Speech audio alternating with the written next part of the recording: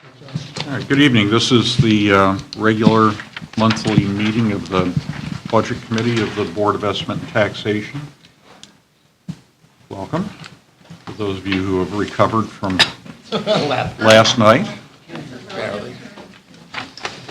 Maybe recovered is reaching too far. I'd just like to make a comment here that I wanted to thank the members of this committee for their diligence and attention over the last year.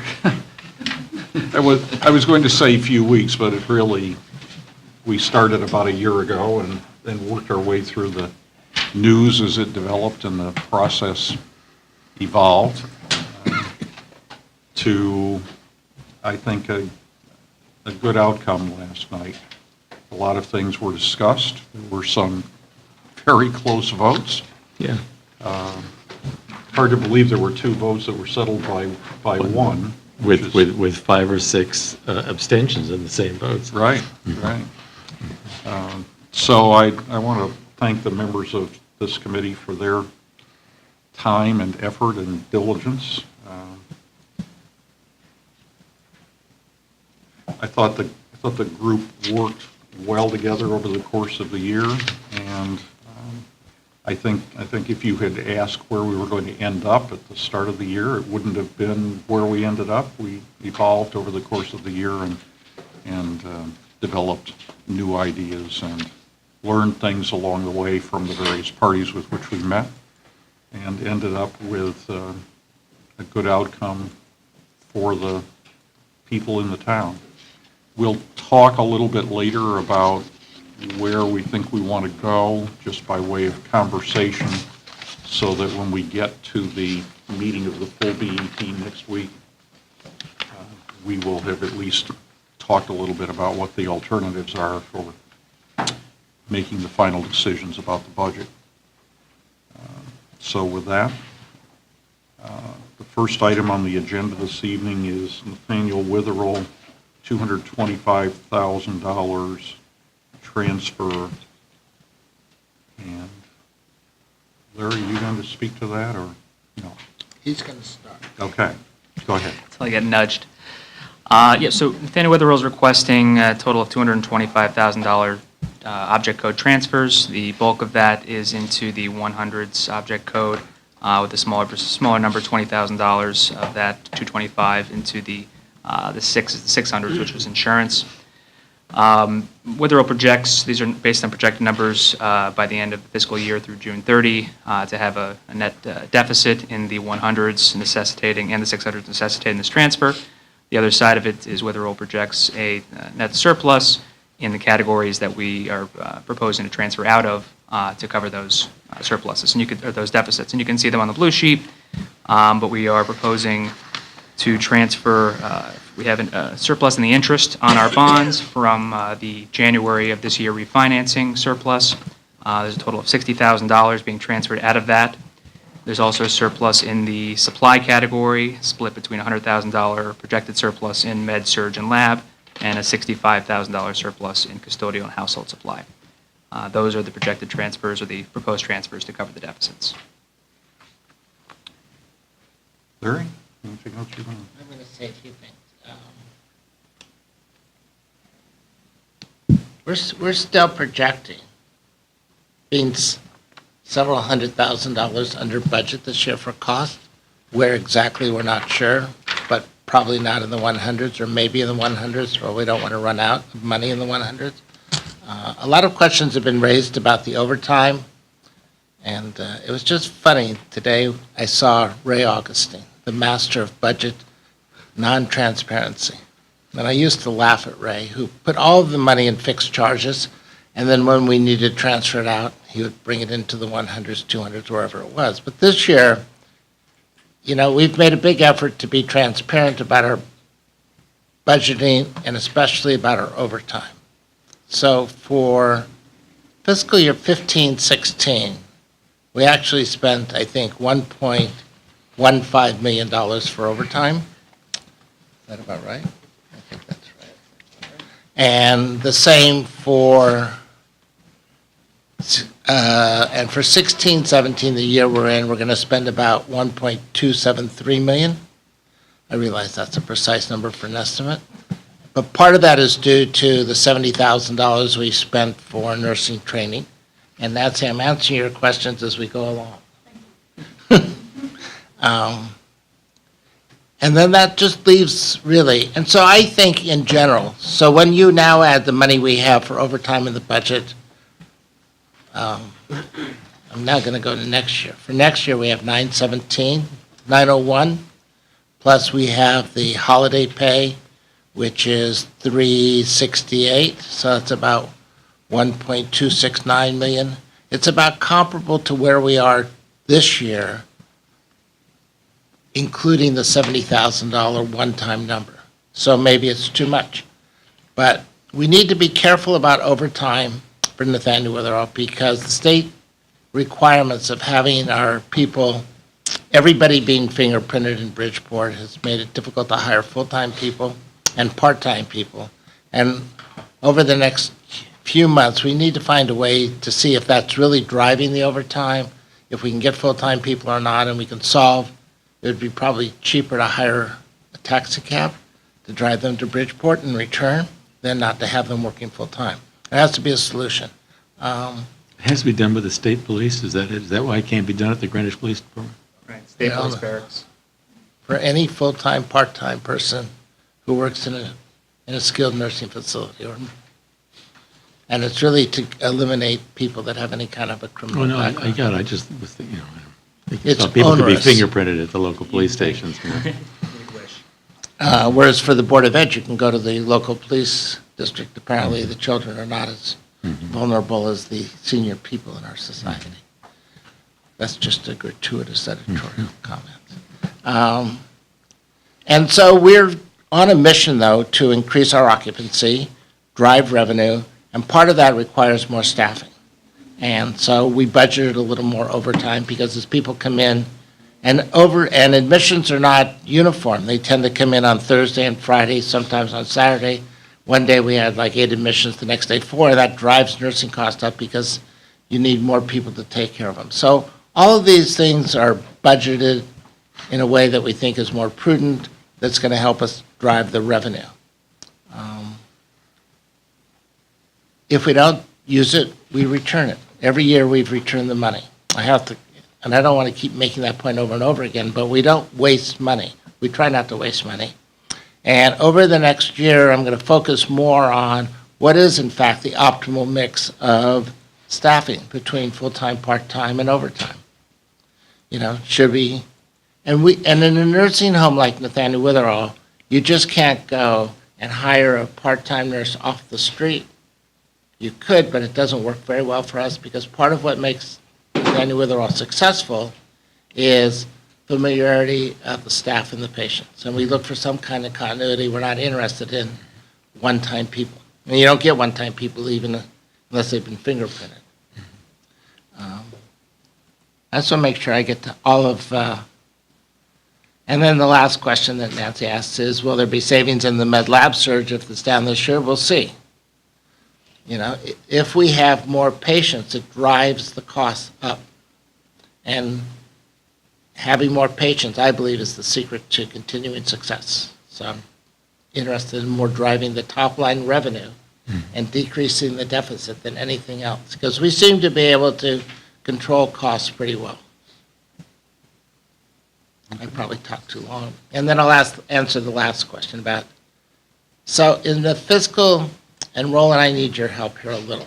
At one point in the past, not the so distant past, we apparently added $200,000 for the line 130, which is the equivalent of 8.2 part-time people. This is where all of these comments originate from. It's not full-time equivalents, it was part-time equivalents, and we added money. And that happened when? It happened a while ago because if you look at 18 budget compared to 17 budget, it's flat. If you look at 17 budget to 15, 16 actuals, it's flat. And if you were hiring 9.5, you'd be looking at $500,000 of salary at least, and we don't have that increase there. So I think it was miscalculated earlier on So it's before fiscal year 16, you're saying? I don't have the budget book in front of me, but I was looking back, I thought, I'm looking at our report for February 2016, that would have been fiscal 17, and I thought if you looked at the temporary salary line, it was up to reflect the fact that we hired, this breakdown, I'm reading the report, this breakdown, this request breaks down into the request for a net increase in part-time hours in budget line of 470,000, which is at What year was that? this was for fiscal 17.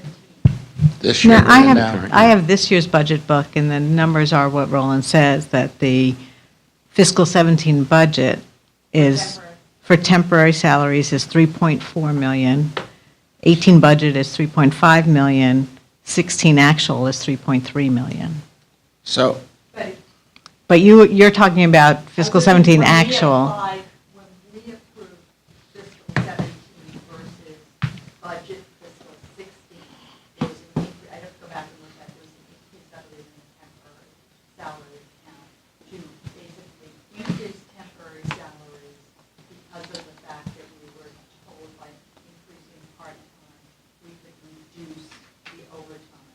And we're looking, what we heard from Alan Brown at the time was Andrew Woodward projects that by increasing its budgeted part-time hours, that it will be able to achieve a $354,000 reduction in overtime, which commands premium rates.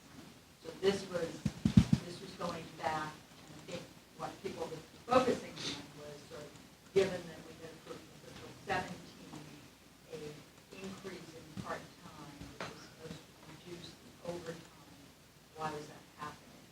Right. The simple fact about a year ago was that we were running behind budget in two categories, part-time salaries, temporary salaries, and overtime/holiday. A year ago, going into the 16-17 budget, we adjusted and tried to correct for that habitual behind budget aspect for the part-time salaries by requesting and being granted the increase in the part-time dollars allocated to Witherell. That's why you see a very sensible, continuous 16 actual, 17 budget, 18 budget now for the part-time salaries, because we're back in line with reality. And what the fiscal 18 budget is trying to do is do that same thing for overtime. So if you look at the overtime numbers, when you look at actual budget, we're trying to get back into, and what Larry had said earlier, very much a realistic depiction of where we are now and carrying that forward to next year. So that's always been kind of the problem with budget actual versus actual to budget. But as I've said before, what we've tried to do in the past several years of budgeting is bring things in line with, in full transparency, bring things in line with budgeting for the most actual possibilities and perspectives using historical information as possible. And unfortunately, that wasn't done to the extent we're trying to do now, 4 or 5 years ago. But that's kind of what created this gap, and now we're just trying to make up for that gap. Helps answer a little bit. That's in the budgeting. And I probably was at the February 16 meeting. I think I'd been chairman for about A day. 2 weeks. And I can't comment on that. I mean, in theory, if you give us, in theory, I know where the 8.2 came from, which is bringing the budget up to a certain level, which actually matched our actual. And if you bring your budget up, you need to put the equivalent amount into the budget in terms of part-time equivalents. That's just hours. Not full-time. I can't answer about the overtime reduction. It didn't happen. Or maybe we saved $354,000 of additional overtime that you no longer see. I mean, the only thought I had was maybe because your occupancy is driven up, that, we've gone from budget 92 to 95%. Right. Well, there are, and so it isn't. There are several, and it's been talked about ad nauseum. No, there's several reasons for the increase in the necessity for hours in general, including overtime and part-time hours. The occupancy is one. The medical complexities of your mix is another. But it's important to remember all these things all factor into the situation. And as Larry mentioned, the fingerprinting, it's not just one thing, and they kind of all have to be factored in. But I don't think we're going to ever solve this problem as to what Alan, you can solve it by saying whatever Alan said never came to fruition. Or else what Alan said is that we saved the 354, and over time, instead of being 1.6 million, was 1.25 million, but I don't think that's true. Earl? I just, I don't think we ever added additional part-timers. We finally just budgeted properly, because if you look at the actuals for even 14, 15, the actual temporary expenses was $3.1 million, and overtime was 1.141. So we've been running at those comparable levels for a while now. I think it's just a matter of getting The budget was always in behind line with- actual. with what was actually going on up there. Okay. Anybody else in the committee?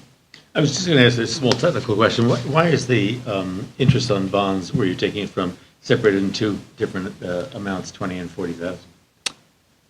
Just to show that, so when we go through the mechanics, and I'll work with Roland to just make sure the transfers get as proper as possible. 40 of this is going into the nursing, and 20 is going into the, so you can match I the see. 20 to the 20, that's all. Okay, thank you. Do that. That's all right. Well, last year, we were too general, so I wanted to be specific enough. We went through this last year.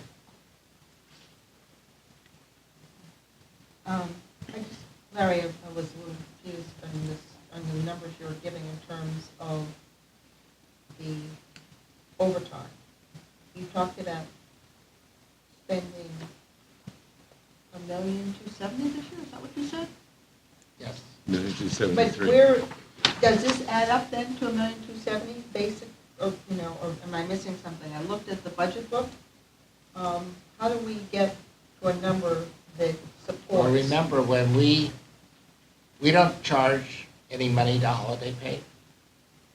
We budget holiday pay. Right. When somebody gets paid for a holiday, we pay them overtime. So that line ends up, at the end of the year, having no money on it. Okay. So I combine the two lines. Okay, so if you combine those two lines, So then you have a total of like six, Yes. no, it's still short. It's a million. It's I know. $1,261,000, I know not that. $1,270,000, so you're and I have short. money in the other 100s. You have money in the other. I don't need to transfer more money into the 100s than this. So I didn't budget, I didn't transfer exactly that much, and I'm not going to move money among the 100s. Okay, so you're short in the holiday and the overtime accounts, but you're going to move it in from someplace else. Right, there's You're just 20, not- 100 it's accounts, telling some us have this. surpluses that help to make us not have to transfer as much in. Does that make some sense? I think it would be easier if you had explained, since we're almost at the end of the year, how you plan to do this. Well, did. this is how we're going to do it. What I'm trying to say is that there are a plethora of other 100s accounts besides overtime, part-time, and full-time. And within those accounts, some are over, some are under. These are the ones that have the biggest either surpluses or deficits that make the most sense to transfer in and out of. In general, we just need to make sure that the 100 object code does not get overspent. That's the key.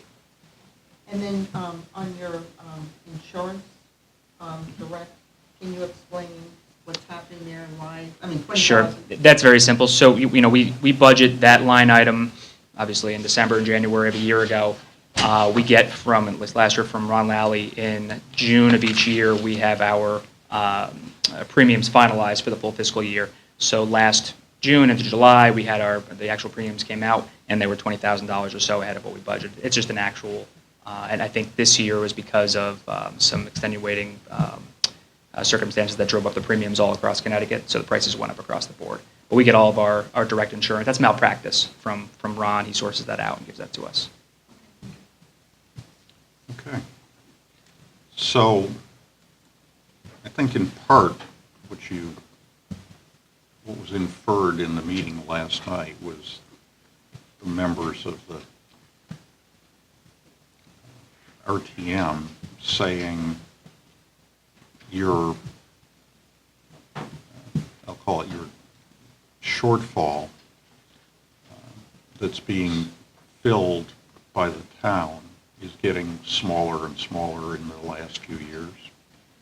And that's been the thing they've been concerned about, that somehow, instead of the numbers getting better, they would get worse, and the amount that the town was having to provide in order to meet your needs would get bigger and bigger, and eventually they would come to the point where they couldn't, in good faith, continue to support the Witherell.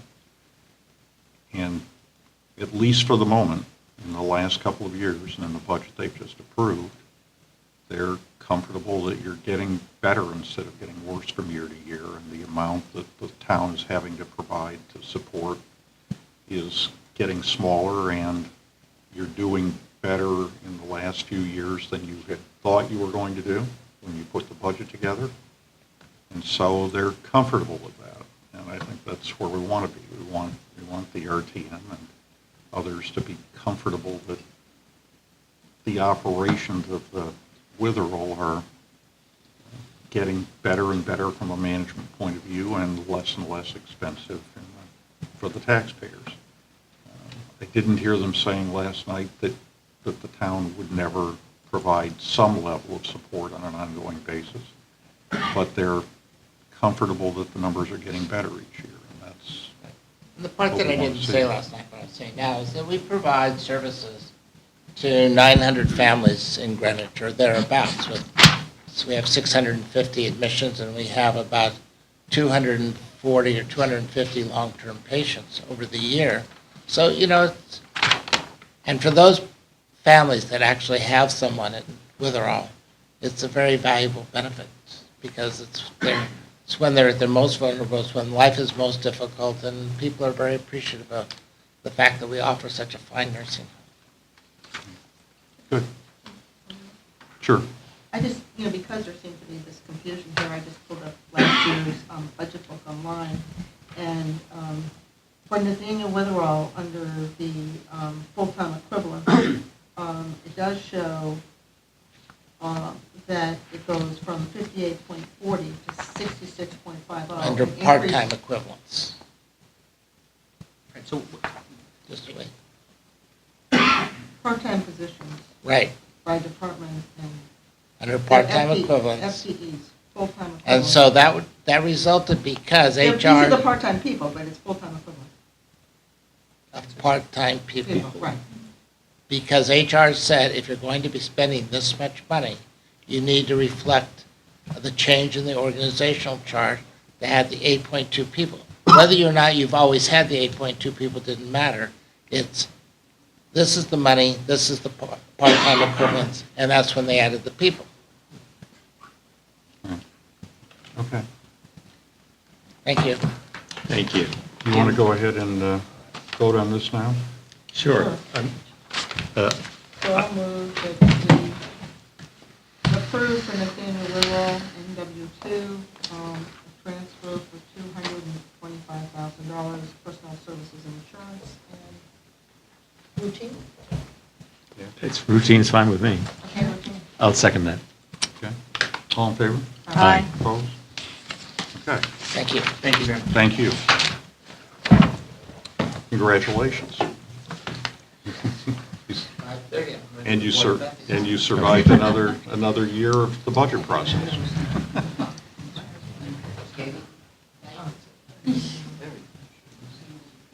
You. Do you want your pen back, young lady? Would you like your pen back? Did she mean that before? Oh, I don't know. I guess so. She's being tough on me here. All right, the next item is Law Department, $100,000 additional appropriation outside legal fees. This Eversource, is that what this is about? That is the bulk of it, yes. First of all, I thank Katie. Has other things to do in her life, who was kind enough to agree to come and participate in this process. I thank you for the opportunity to speak with you. I think that Katie has lived this case both last year and this year, and has been literally in the trenches on it. So that is the primary cause of our request for additional monies. As much as I dislike doing it, I think it's necessary to do so. There's two factors I'm going to point out to you briefly, and then get into this case in particular. During the last year to year and a half, unfortunately, the law department has had illness striking. We've had three of our, I'm not going to get into names, I want to respect people's HIPAA rights. We've had three of our lawyers out on FMLA. We've had a lawyer out for a month and another lawyer out for 2 months. We've had a staff person out for 2 months. during that same period of time, moving forward into the new fiscal year, we've had an attorney out for a month, another attorney out for 2 months, another attorney out for over 3 months. So because of that, these lawsuits don't stop. It's been necessary for us to go to outside counsel more than I had anticipated, more than I would normally have planned. That has been a factor. In addition to that, and as part of this process, I have met with the law committee, I have met with Peter Tessie, I've spoken to your chairman, I've spoken to the chairman of the BET to explain where we were and how we got there. The most compelling factor that we had dealt with is what I call the Eversource issue. The Eversource issue started about a year ago at this time. They came to the town and were planning to put in new lines. They were initially preparing to put them in literally through Bruce Park, as I recall, Katie. And we took issue with that. It was necessary, in my opinion, to get a specialist to be of assistance to us to fight the siting council. We won't get into the debate on the siting council and how it works or doesn't work. That's a fact of life that we have to deal with. And with much effort and briefing and evidence and oral argument, much to the surprise of everyone, I think, including Eversource, we were successful. And Eversource directed us, and help me if I'm getting this wrong, Katie. Eversource directed the parties. They entered judgment in our favor, but subject to being reconsidered. They directed the parties to get together to try to work on a new plan together, or come up with another plan which would alleviate the concerns that were expressed to them. There was also a debate. Why don't you go into a little bit, Katie, in terms of need? But so the decision of the Siting Council stated that they did recognize there was some need. They wanted them to explore the hybrid alternative, which is the railroad line that we had agreed at the time we would be amenable to, subject to some issues with the sewer force main that goes through that right-of-way. They wanted far more detail on that. So the Siting Council, in their decision, acknowledged the need and directed Eversource to get more information on that hybrid alternative, which is an underground overhead version down the railroad.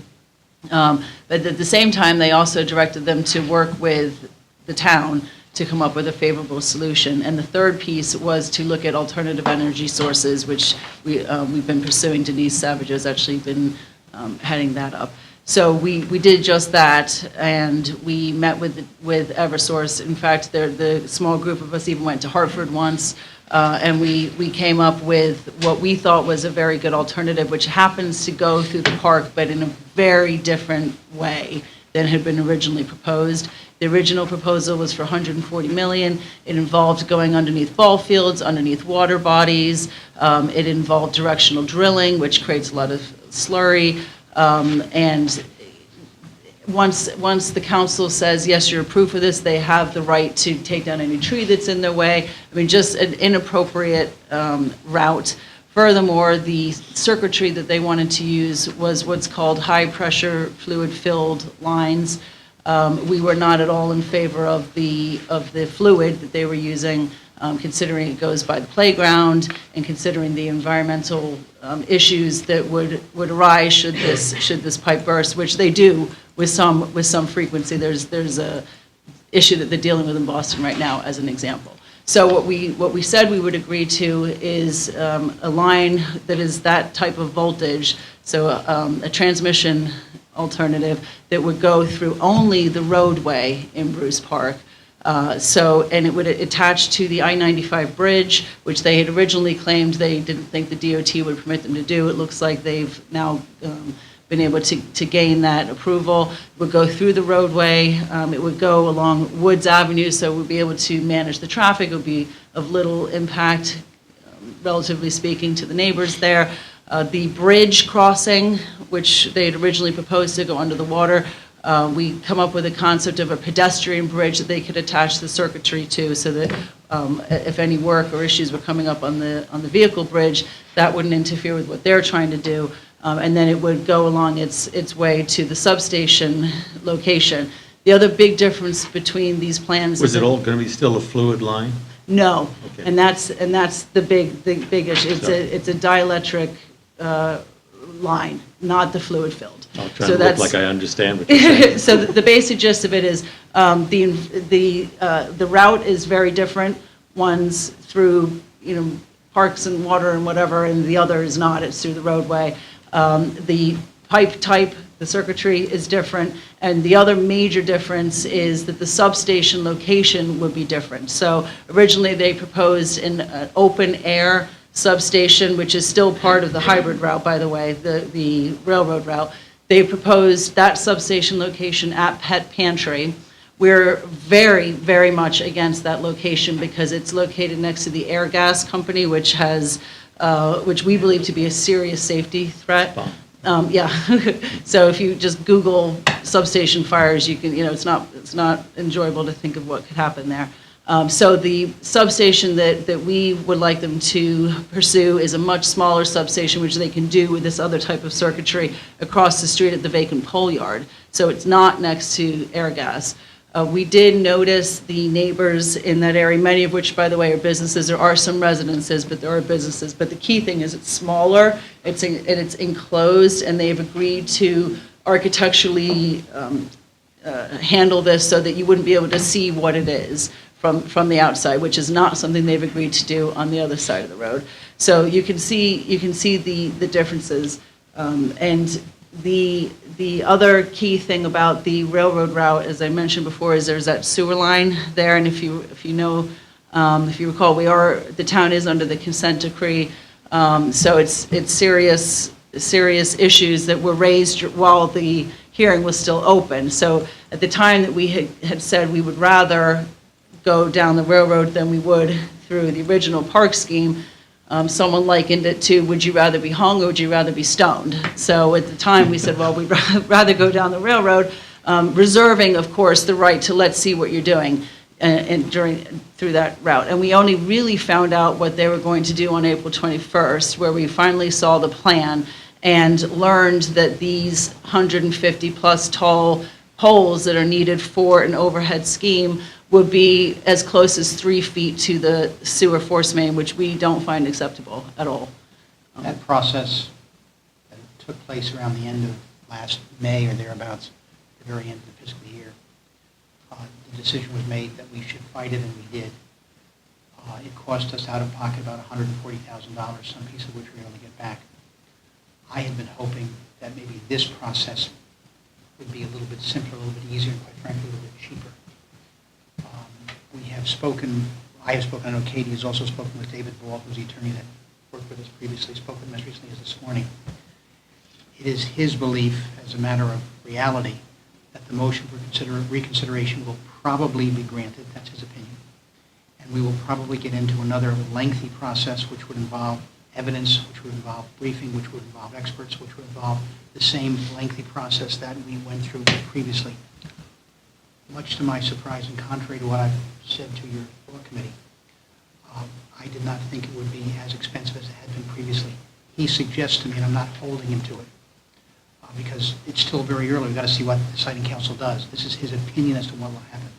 But it is his opinion that the cost will probably be about the same as it was then. Another 140. His opinion, and the words he used to me today, Jeff, was at least that. So he expects the new process. But if you reach a resolution along the lines of what Katie is painting for us, that obviates all that. Then we have a resolution. Won't the citing council accept a resolution reached between the parties? We don't know. We don't know what's going to happen. Right now, it is expected that that motion for reconsideration will be granted, and so we will be going through a process. Now, is there the potential for a shortcut? There's that possibility. There's also been contact made with the Environmental Department of the state of Connecticut, arguing that this is a danger to allow those lines to be as close as they are to our septic system, our sewer system, which could be a travesty. In fact, there was an error there or damage done to that system, which runs, you told me, 400 million gallons through that pipe? I think that's what Amy told me, some number that struck me as extremely large. In the best case scenario, we would hope to get a written documentation from the Environmental Protection Board, in which they would indicate that this is not a good idea, and indicate that to the citing council, in the hopes that based upon that, the citing council would reject the concept that they have to go the railroad route. But the Katie solution, if I can call it that, still requires that the transmission lines are running past the crossing of that sewer line. No. It just isn't underground. No, it would go, It would be, no, it would not interfere with that in I the same misunderstood. degree. See, the council's responsibility per statute is to look at the reliability, need, costs, and environment. Those are the four things. So in my humble opinion, we have all three of those things down. It's really not questionable, I think, with the park route. Where the point of contention comes down is the cost, because the town scheme, so to speak, is 100 million per their estimates, and the other scheme is approximately 80 million. So the original scheme was 140 million. So we're obviously much lower than that. Their comment to the council originally about need was that they're looking at a very long forecast, and they're projecting out the energy needs for the town. And since the town didn't want that, or, the council has rejected that proposal, they're now going to be looking at it on a shorter time period. And I think that's how they're getting around the argument of, well, what was the need then versus if you could do it cheaper, why didn't you do it this way in the first place? So I think that's the argument they're going to make. I will say that we were pleased yet very annoyed at the same time that at the first meeting post-decision, they conceded that it was never about COSCOB. If you've been following the transformer issue, I know Mr. Lash knows the details on that, but it's really about failing infrastructure, meaning the Byram and the Prospect substation. So it felt good to be vindicated, but on the other hand, it was very annoying that we'd had to go through that whole process to just have that be admitted finally. So. Let me focus for a second just on the thing that's before us, which is the budget issue. So the 100,000 that you're seeking now, that relates more to the 140 that you've already committed to for the proceedings that have already taken place, but were budget busters for you for the current year. Do I understand that correctly? What I am seeking now would be monies to deal with this unexpected, unanticipated. The upcoming 140 or the 140 already? The upcoming. The upcoming. And how much of that falls within the current fiscal year that we're in? Is it expected to hit within this year? I expect the bulk of it would be within this year. There is a deadline of filing opposition of May 18th. There is a hearing scheduled on May 25th. It is anticipated, based on council's statements to me, that will extend beyond into the end of May and into June at least, possibly longer. Okay, but possibly longer than it is past July 1st. I would expect that's a distinct possibility, yes. Related question. So for the current year, as I recall, we budgeted for outside counsel $1 million. For the upcoming year, we reduced it down to 900. In light of this, was that prudent? Well, two things.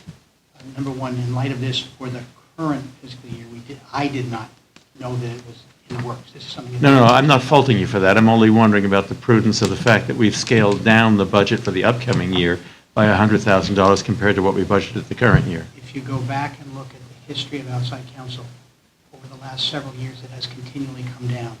It had been $950, it had been over $1 million, dropped down to $945, dropped down to $915, now down to $903. I continue to try to reduce that to the extent I can. Based upon the information that I had when I presented my budget to the first selectmen and to you folks, that was a number which I thought I could meet. It's a number which I still think I can meet in the coming year, putting this aside. What does that mean, putting this aside? Even including this?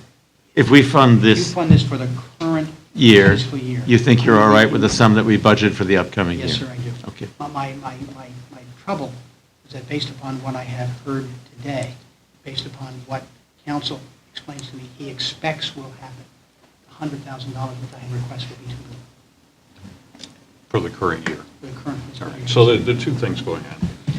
We have the budget for fiscal 18. Yes, sir. We're not talking about that. We're not, no, sir. The question is, how much money do we need to add to your budget now Yes, sir. to be spent between now and June 30th, or maybe some of that would flow So that could over? be But we don't know retained that. for use in the coming fiscal year for this particular. So instead of 100, because of the latest input you've got, This is $140,000. In the real world, I would say I need 200 rather than 100. okay. And given that this is the last time. Sorry. I just want to get cleared up here. All for this, or part of that 200 is for some other things? I'm assuming that what he tells me is accurate. So I'm assuming when he tells me it's going to be at least $140,000, I take that as fact. Between that and the smaller amount of money that I would need to deal with the other issues that I had outlined with respect to the need to get other council, that's what I get to. Okay. So it's sort of 140 plus another 60 for other things. And I was just going to make a comment on timing, that, clearly action has to be taken now in order to get this in the current fiscal year. Right. I have to go to the RTM. June RTM. Yes, the deadline of May 19th. Right. I'm meeting with the Board of Selectmen tomorrow. He's spending the money now. Right. The law committee was supportive of the amount that Wayne presented to us at the time of our meeting a week ago. However, were supportive to make sure that the money would be sufficient to cover the case. We did ask Wayne to talk again with, we said Peter Tessie, and obviously, to make sure, and obviously checking with the outside counsel once you've got further additional information after our meeting last week. I think that, I know if the law committee were meeting again, I assume, Beth, that we would be supportive, continue to be supportive of the numbers that Wayne says he needs in order to address this issue, which is important to our first selectman and to the entire town, that we have a proper solution for the town. Well, they've found a way to make this more threatening in some ways than the original proposal, right? The original proposal was sort of a mess for the park. Now they've managed to find a solution that's a threat to our sewage treatment system. Right. That's a worse problem. Right. And a problem which I suppose if I were sitting here chatting with them, I'd be inclined to say, so let's just be clear, if you put it where you want to put it, and we have an environmental disaster, you'll be paying all the bills for repair of that, right? No matter how much they are, to which their answer would no doubt be, oh, no. But that's the problem we have here. In effect, if they apply for this and it gets approved, they'll have the right to create a situation which we believe is inherently dangerous, and if it doesn't work out, they'll feel badly about it, but we'll have to pay the bill, which will probably lead to some more litigation. I take seriously, too, the substation next to the flammable gas depot. And that's out of this proposal now, right? No, that's Oh, they've their gone back to that? preferred route. Oh, I Yeah, to thought they keep it were- on no. there's two options. One is at Pet Pantry, one is across the street. So, Well, if they put their solution next to the flammable gases location, and their equipment fails and causes that to explode, that will truly be their problem, not so much our problem as destroying our waste treatment operation, Right, which is it's an interesting risk trade-off for them. right. Well, we can't work this one out in this conversation. You'll get to play your way through these over time. Sure. okay, for Katie. Katie, the other property that you're talking about, they own this other property where you would prefer to have the station? Yes, Okay, so they own that already. It's that piece of property across the street where they keep the backup poles. Poles. correct. Yeah.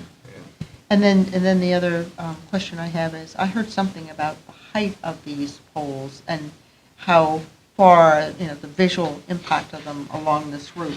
Can you explain to us what the height of the new poles that we see around town are, and compare it to what the height of these proposed poles are along this route? And can you just give us, I know this isn't exactly pertinent to your request, but it's related on this particular plan. If you're traveling along I-95 and you see those really big ones, those are the ones we're talking about. So if you're in town and, or if you're in Old Greenwich, the high-power transmission lines that you can see very up close at the Old Greenwich train station and at the Coscob train station, so that the ones that run down that corridor now, those are the types of poles we're talking about. So they're upwards of 150 feet.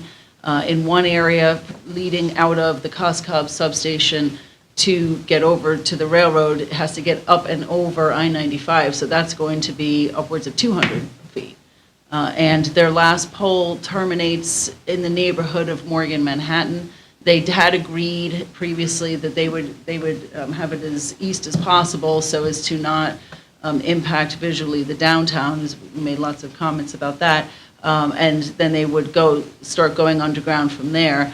But still, it's something that would be visible, I think, from our downtown area. The other big concern is when they do go underground in that area, that's known to the town to be a lot of spaghetti under the roadway there. So we're very concerned about their cost estimates and don't think they're particularly accurate. It's not just a matter of digging a nice, easy hole and going on your way. I mean, could be a lot of potential rerouting of utilities within that area. There's a lot of rock in that area. It could be extremely disruptive. So one possibility here is that their $80 million estimate is substantially less than it's actually going to cost. And if they get started and then they find these problems, they'll go, we didn't realize that was going to be a problem. It'll be $110 million. Right. And then we'll be sitting there saying, our $100 million proposal would have been a better idea. But Right, we they did don't have- really care about that. They just No. want to get what they want. We do have someone whose team independently has, he had given them both proposals, didn't tell them which one he preferred, and asked his team of 5 people to figure it out, and 3 of the 5 came up with the park route being cheaper than the railroad route. There's a lot of soft costs associated with this. As an example, there's only a 4-hour period that you can work along the railroad, whereas obviously if you're doing things in the park, that you've got more flexibility there. Just the environmental issue, I just want to mention this because this kind of stuck with me. If something happens with that force main, so force main means it's under pressure, so if that cracks, that could create a scouring. If that happens to happen in the location near a pole, that pole could fall. So, I mean, this 190-foot pole falling in this area and then creating the disruption to Metro North, I mean, when you start really thinking it through, it's illogical, particularly when you've got a great alternative. So I guess we'll have to see if the council agrees with us. Have they now said that I'm thinking of something you said earlier that I hadn't heard before. They're not saying they don't need this. They're saying that it turns out the reason they need it is because they have a current system that's going to fail on them, as opposed to this need for all this extra capacity that they were arguing about last go-around. In fairness to them, they haven't put that in writing yet. What that was, they've, in their petition for reconsideration, they stated, you agreed with us on this need, but they haven't kind of gone into detail there. But we spent a considerable amount of time talking about that in this last year. All right. So to go back, the town attorney's office needs $200,000 added to its current budget to do some odds and ends of things, and 140 in that 200 for this particular purpose. Yes, sir. Okay. And where do we source that from, Roland? I repeat, General fund balance. Right. fund balance. Do you want a motion? I do. I would move that we amend this item to 200,000 and that we approve this, just because of the amount and the complexity. Maybe I'll call it a non-routine item. I would agree with that. I second that motion. Any other discussion at this point?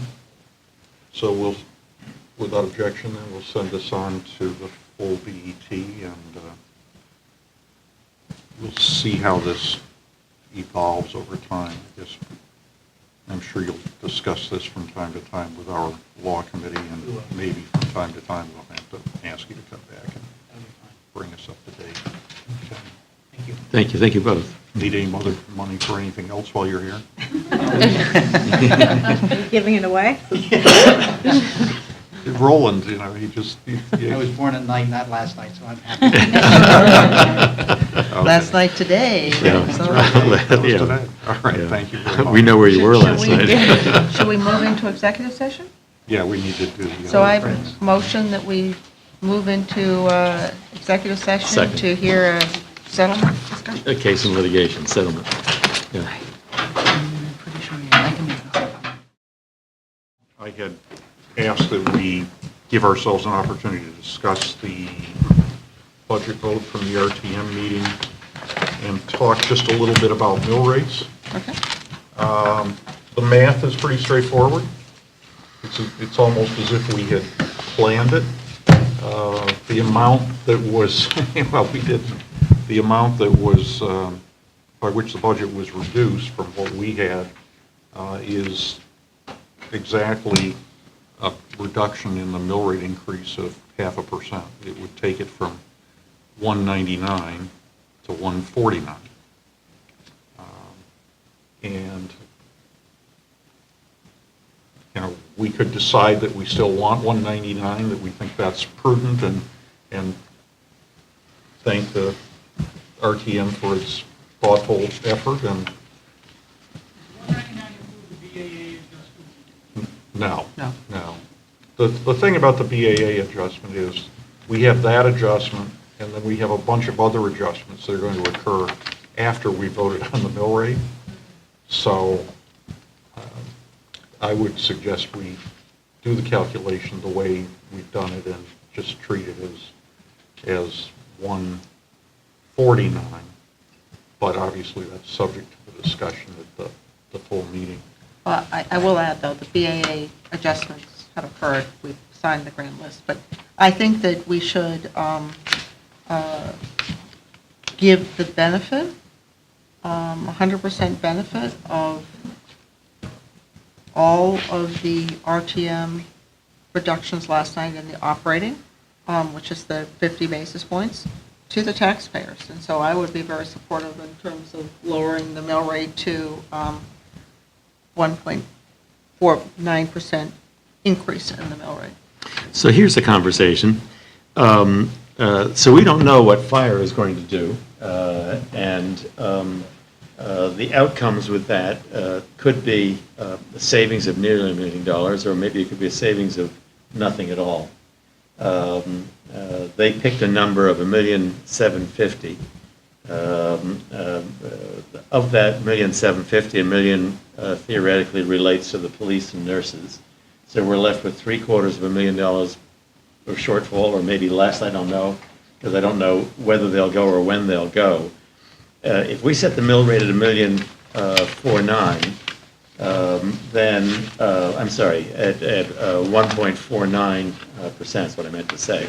If we set the mill rate at 1.49, then we leave ourselves, I mean, not that we don't have a fair amount of fund balance, but I feel somehow that I'd like to be picking a mill rate that approximates the expected cost at the time, at the very moment we're setting the mill rate.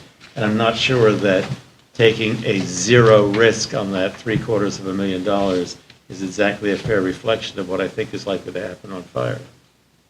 Right, I don't disagree with that. It wasn't my favorite outcome, and there was some conversation that I was in anyway with some of the members of the Budget Overview Committee about what I thought was prudent, and I thought $1 million was prudent, and they thought that $1,750,000 was the right thing to do because they're, in their judgment, highly confident that the fire department will come along.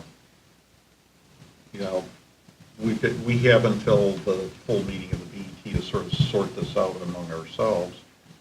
I liked my idea better than I liked their idea, but I'm not sure that I would,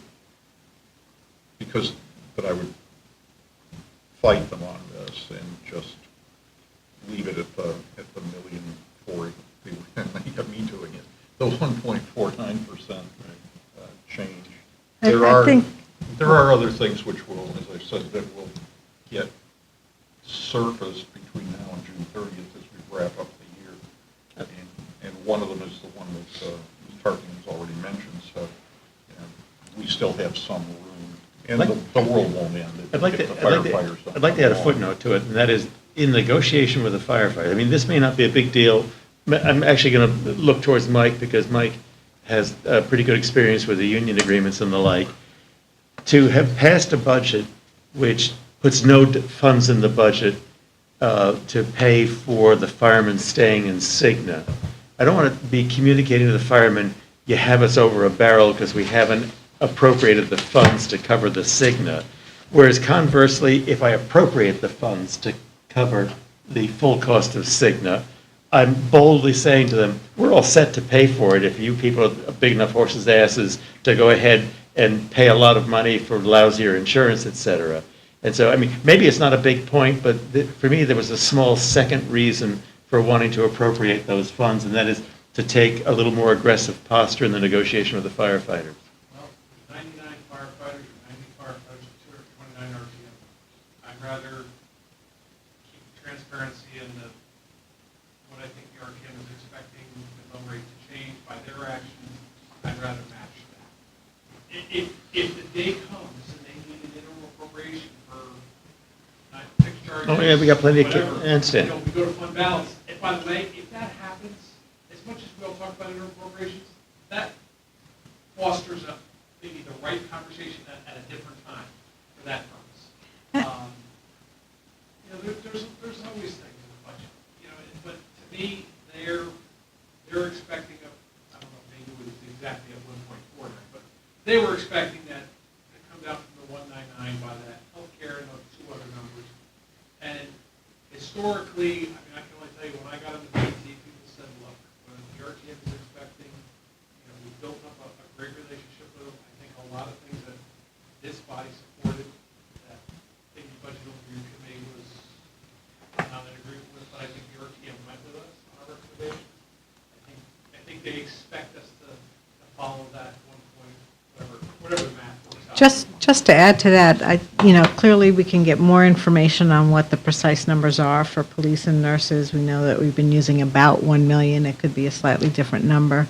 The other point to take away is that the other budget reductions that were suggested last night did not go through, so that the normal expectation for excess for fund balance next year is still in our budgets, that we didn't cut some of the fat from, or some of the wiggle room, I should say, not fat.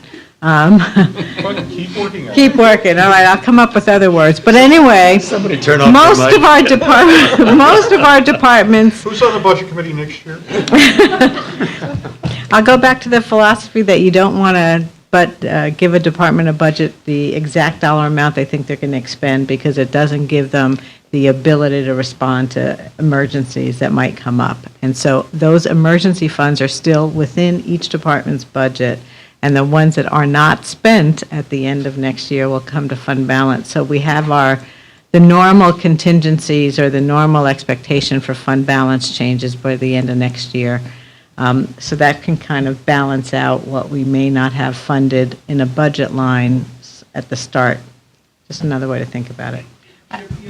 If you take out the RTM, you take out that, typically, now we know realistically that and we won't know this obviously until July, but we know as the end of the fiscal year comes, we typically, as Ben Brandon says, the budget, we expect to see a 0.5% return back to the general fund.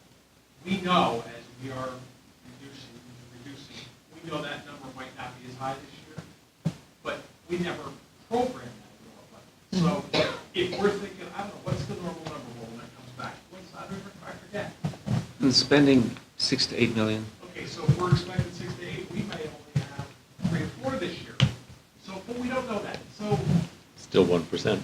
we've gone down the road of react to what's real. And they cut the healthcare, they cut the things, and let's just. Yeah. Jen? I'm going to come to you in just a second. I just want to. So I said something earlier because it suited me. I just want to make sure that piece of math is right, or very close to right. The amount that was removed from the budget was $1,825,000. 825. And 0.5%. that turns out to be exactly, or almost exactly, 0.5%. It does, it comes down to from 199 to 149. So if I'm sitting in the RTM, and I don't know all the ins and outs of the budget, but what I do know is how much we said we were going to raise, and I can calculate what the $1,825,000 is as a percent of that.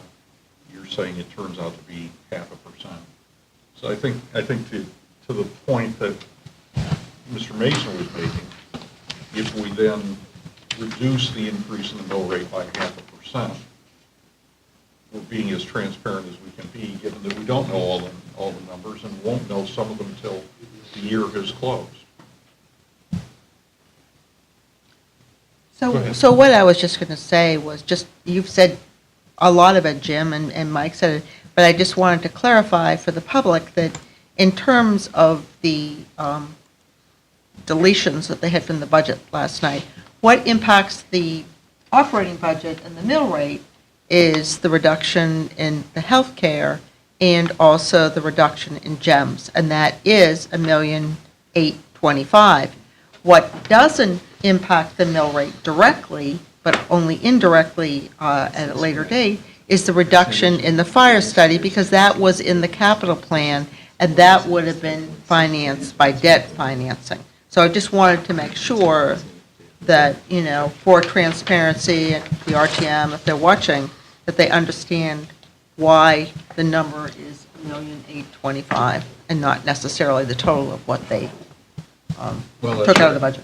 That's right. There is some confusion, not just in the RTM, about how much we tax for capital projects, though we try to get people to see that. But it is a point they often miss. Anybody have any other comment about this issue? We're going to get to go through this at the full meeting. I just wanted us to have a chance to talk about it now if we wanted to. Okay. I think the next item is approval of the minutes of the April 18th meeting. So I move that we approve the minutes of the April 18th meeting. There was one minor correction that's been made, and it was just a typo. Okay. I'd second it. All right, all in favor? Aye. Aye. Okay. Who'd like to move to end the meeting? Oh, I move to adjourn, 6:20. All right.